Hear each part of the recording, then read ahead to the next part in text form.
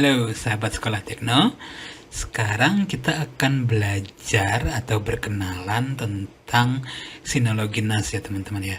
Jadi kalau dulu kita sudah pernah belajar tentang cloud atau layanan penyimpanan berbasis cloud yang biasa kita pakai adalah Google Drive ini teman-teman.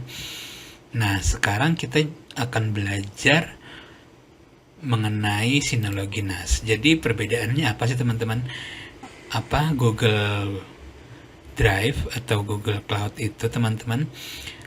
Kita dibatasi untuk penyimpanannya ya teman-teman ya. Jadi kalau teman-teman mau menambahkan kapasitas penyimpanannya, teman-teman harus berlangganan dan itu mahal. Nah, sinologi ini memberikan satu pilihan baru teman-teman. Memang pada awalnya itu untuk mendapatkan sinologi itu cukup mahal ya teman-teman ya. Tapi keuntungannya kita dapat menentukan nih, misalnya kapasitas dari penyimpanan kita ini mau berapa gitu loh. Nah, kalau di sinologi ini kita itu boleh milih, misalnya kita mau storage-nya itu ada berapa gitu, misalnya mulai dari 2 storage sampai banyak storage, bisa sampai 10 gitu teman-teman. Nah itu kita bisa pilih, jadi sewaktu-waktu kalau penyimpanan kita habis, kita bisa upgrade gitu ya teman-teman ya. Kali ini kita akan berkenalan aja tentang sinologi ya teman-teman ya. Saya tidak akan mengajarkan bagaimana kita merangkai satu hard disk menjadi satu server sinologi, tapi kita akan belajar mengenai isi yang ada di dalamnya ya teman-teman ya. Jadi aplikasi apa yang ada di dalamnya dan bagaimana cara kita melihat kondisi dari hard disk atau penyimpanan kita gitu ya. Oke, jadi kalau ini adalah Google Drive, nah Synology sendiri punya websitenya tersendiri teman-teman. Jadi seperti control panel atau cPanel ya. Oke, sebelumnya kita untuk mengetahui apakah komputer kita ini sudah terinstall atau mendeteksi adanya Synology di jaringan kita, itu kita biasanya menggunakan ini teman-teman. Menggunakan yang namanya Synology Web Assistant. Caranya gimana? Jadi kita meminta website ini untuk mencari apakah di jaringan kita ini sudah ada terinstall NAS Synology-nya. Caranya gimana? Ini kita klik aja karena ini sudah saya bookmark teman-teman. Jadi websitenya itu ini Find Synology. Nah di sini dia akan mencari teman-teman apakah sudah ada perangkat Synology di jaringan. Nah ternyata ini sudah terdeteksi teman-teman di IP address. Ini nggak apa-apa, ini kita connect aja. Kalau ada seperti ini, klik aja advance, terus proceed seperti ini teman-teman. Oke, sampai di sini kita login aja.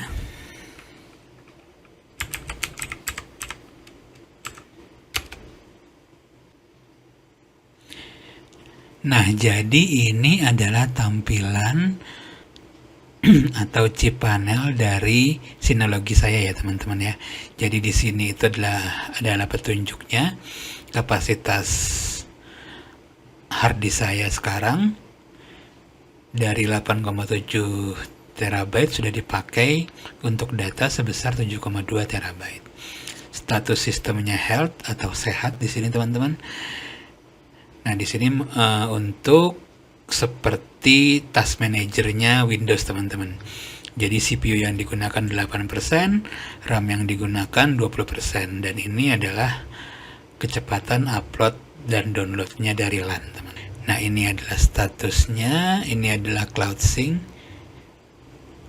ini adalah notifikasi. Jadi semua kegiatan yang dilakukan oleh sinologi kita ini tercatat di sini.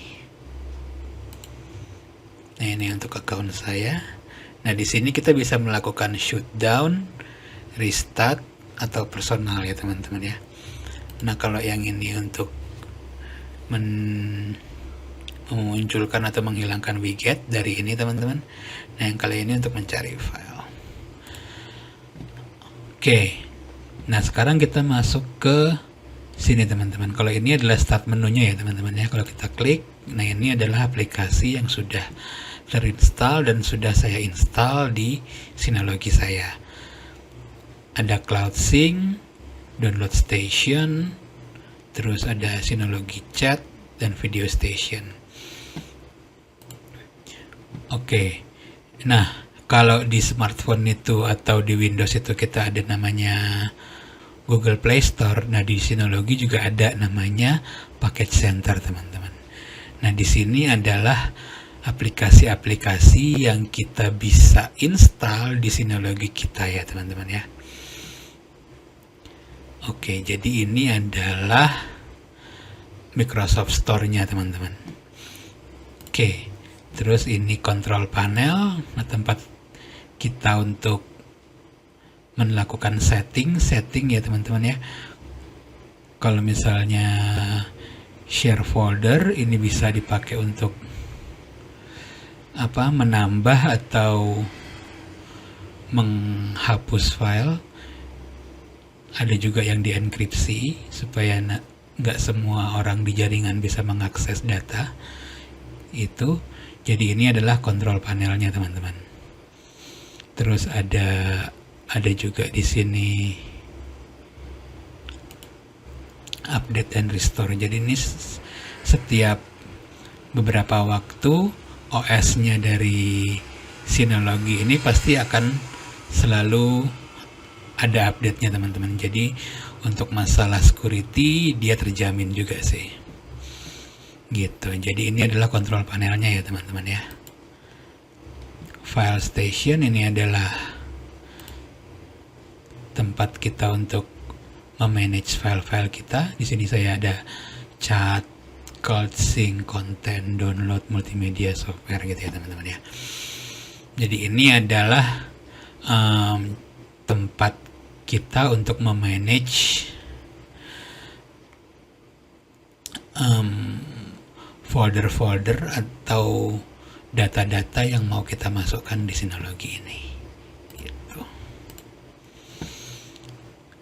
Kalau DSM Help ini untuk ibaratnya kayak help gitu ya teman-teman. Kalau kita butuh bantuan kita bisa ke sini. Lalu Storage Manager. Nah ini yang saya bilang tadi teman-teman. Kalau Synology itu, kalau yang punya saya ini kan raknya ada 4, yang sementara yang saya isi itu baru 1. Ya teman-teman. Jadi kalau misalnya ini full bisa saya tambah lagi gitu. Nah di sini kita juga bisa menginstal. Kalau misalnya kita mau menambah hard disk lagi, di sini juga ada tempatnya teman-teman. Nah di sini ada storage pool. Nah di sini kita bisa memilih kita mau pakai apa, gitu ya teman-teman ya. Oke teman-teman, saya kira itu sih perkenalan kita mengenai Synology. Nanti ke depannya kita juga akan belajar bagaimana caranya membuat folder supaya kita bisa memisahkan antara data yang satu terhadap data yang lain. Misalnya teman-teman punya file video dan file data pekerjaan, jadi bisa dipisahkan, nggak kecampur. Itu caranya gimana. Dan juga nanti kita akan belajar menginstal package ini teman-teman, menginstal software-software yang di sini. Gitu ya teman-teman ya. Pokoknya ditunggu aja tutorial Synology-nya di pertemuan berikutnya. Oke teman-teman, sampai jumpa di pertemuan berikutnya. Dadah.